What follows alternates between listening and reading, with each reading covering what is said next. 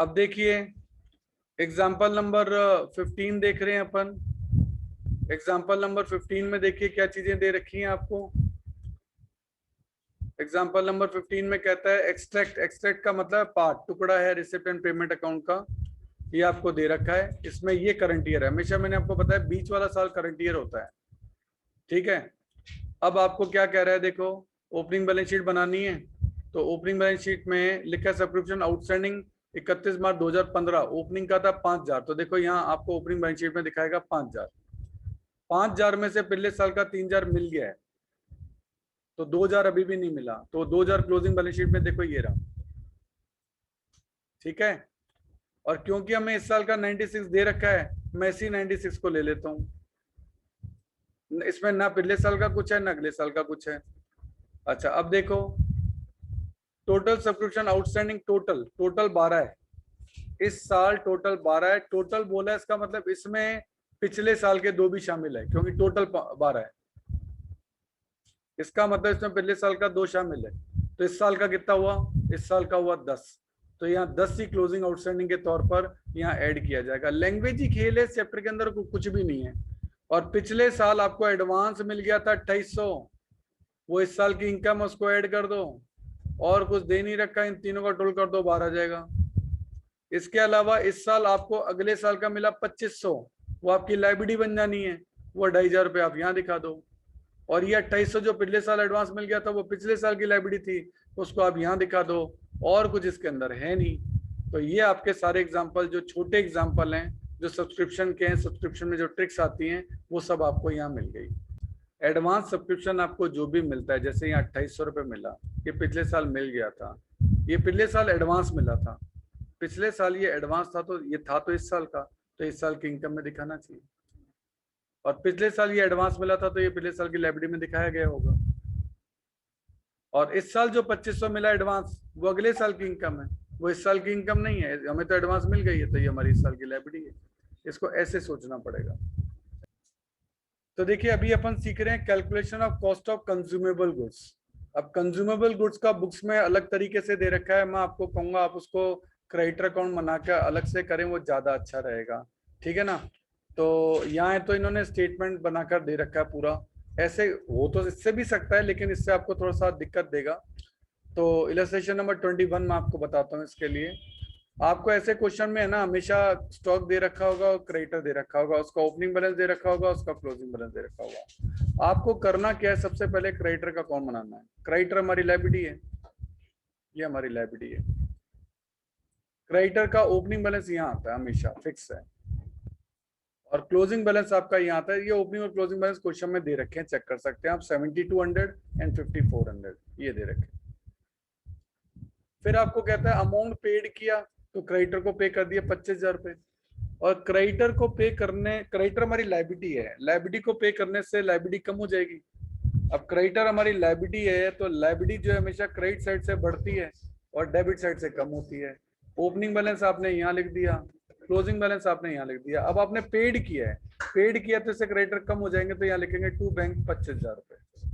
अब और कुछ किया नहीं है क्रेडिटर को, तो 25 और 5,400 ही हो गया 30,400।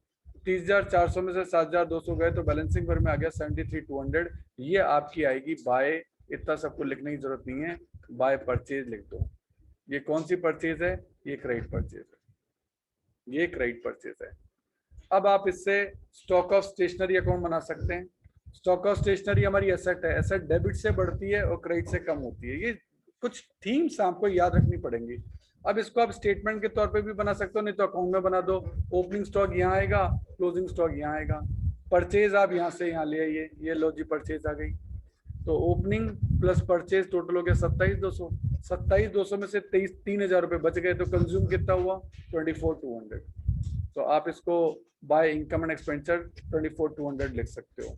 और या फिर ये आप सीधा आप इस अकाउंट की जगह और करके मैं आपको बताता हूँ, opening stock plus purchases minus closing stock, वो कर यही रहा है।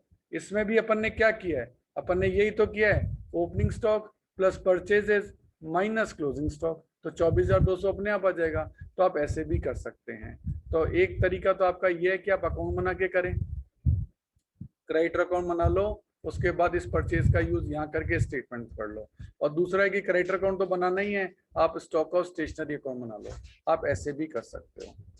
अब इसने क्या किया, इन सब चीजों को प्लस करके और माइनस करके डायरेक्टली किया। इसने क्या किया मैं आपको बताता हूँ। इसने किया सर, अकाउंट बनाया नहीं, यहीं से मैं आपको बताता हूँ इसने क्या किया होगा। 25,000 प्लस 5,400 माइनस 7,200, फिर 23,200 आ जाएगा, प्लस 4,000 माइनस 3,000 इक्वल टू 24,200। ये पूरा इसने एक ही बार में कर दिया होगा, एक ही स्ट्रेच में।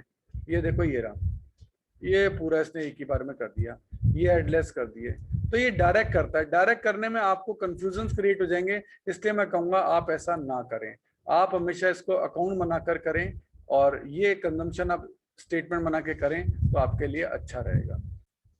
सेम बात इलस्ट्रेशन नंबर 22 है। इसमें स्टॉक और क्रेडिटर दे रखे हैं, ओपनिंग दे रखा है, क्लोजिंग दे रखा है, बैलेंस दे रखे हैं। डायरेक्ट तो एडलेस करना मत, वो तो मैंने मना कर दिया, आप तो बनाओ पहले क्रेडिटर अकाउंट बना लो। वैसे यहाँ क्रेडिटर अकाउंट बनाने की जरूरत ही नहीं है क्योंकि परचेज खुद नहीं दे दिया, तो यहाँ क्रेडिटर अकाउंट बनाने की जरूरत नहीं है। परचेज आपको पता है, यहाँ तो सीधे ही निकल जाएगा। क्या, opening stock plus purchases minus closing stock. तो ओपनिंग कितना है, ओपनिंग स्टॉक है 21,000, परचेज कितना है, परचेज है 75,000 और क्लोजिंग स्टॉक है 18,000, तो सीधे ही 78,000 आपका आ गया, कंजम्पशन आ गया। यहाँ क्रेडिटर को बनाने की जरूरत ही नहीं पड़ी, क्यों, क्योंकि परचेज आपको क्वेश्चन में ही दे रखा था। अब इस क्वेश्चन में आपको अच्छी वैरायटी मिलेगी इलस्ट्रेशन नंबर 23 में। देखो इसमें काफी नई चीजें आ गई। ओपनिंग और क्लोजिंग दे रखे हैं आपको, स्टॉक दे रखा है 2200 और 5,800, ठीक है ना। तो ये 2200 और ये 5,800 बैलेंस शीट में इसको दिखाया है। क्रेडिटर आपको दे रखे हैं 7,800 और 9,200, 7,800 और 9,200। एक ओपनिंग बैलेंस शीट है, एक क्लोजिंग बैलेंस शीट है। फिर आपको दे रखा है एडवांस टू सप्लायर, आपने सप्लायर को एडवांस दे रखा है। एडवांस दे रखा है ये एसेट होता है, अगर आपने किसी को एडवांस दे रखा है तो ये एसेट होता है। तो ये 15,000 रुपये ओपनिंग एसेट है और 25,000 रुपये क्लोजिंग एसेट है। इस तरीके से क्वेश्चन पूरा आपको गिवन है। अब आपको ये 1,07,800 निकालना है, इसके लिए तो फिर पूरी रामायण आपको करनी पड़ेगी। पहले आपको क्रेडिटर अकाउंट बनाना पड़ेगा। अब क्रेडिटर अकाउंट बनाओगे तो कुछ एक चीजें तो पुरानी वाली काम आ जाएंगी। क्या, आपको ओपनिंग लायबिलिटी यहाँ दिखानी है, क्लोजिंग लायबिलिटी यहाँ दिखानी है, क्योंकि लायबिलिटी हमेशा क्रेडिट साइड से बढ़ती है और डेबिट साइड से कम होती है। और ये क्रेडिटर है, ये लायबिलिटी है, तो ये क्रेडिट साइड से बढ़ेगी, डेबिट साइड से कम होगी। लेकिन कुछ क्रेडिटर ऐसे हैं भाई, ABC 3 क्रेडिटर तो मान लो ऐसे थे, और XYZ 3 क्रेडिटर ऐसे थे जिन्होंने आपको एडवांस दे रखा था। तो ओपनिंग एडवांस आपको जो है आपने किसी को क्रेडिटर जो है आपने किसी को एडवांस दे रखा है ना, एडवांस दे रखा है, XYZ ऐसे क्रेडिटर हैं, तो वो आपकी एसेट बन गए। तो ओपनिंग एसेट्स आपकी यहाँ आएगी और क्लोजिंग एसेट्स आपकी यहाँ आएगी। तो opening liability, closing liability, opening assets, closing assets. Creditor को जितना भी पे करोगे टू बैंक, क्योंकि क्रेडिटर माइनस जो होते हैं वो डेबिट साइड से होते हैं, तो टू बैंक करके 1,20,000 का आपने पेमेंट कर लिया, तो कंजम्पशन आपका निकल गया, सॉरी परचेज आपकी निकल गई, ये परचेज निकली है। इतना कुछ लिखने की जरूरत नहीं है, केवल परचेज लिख दो, बैलेंसिंग पे लिख दो 1,11,400। ये 1,11,400 स्टॉक अकाउंट में काम आ जाएंगे। Opening stock, closing stock, format याद होना चाहिए। ये परचेज आपकी यहाँ आएगी, केवल परचेज लिख दो, बाकी लिखने की जरूरत नहीं है। ये परचेज लिख दिया। बैलेंसिंग वन में कंजम्पशन अपने आप आ जाएगा 1,07,800।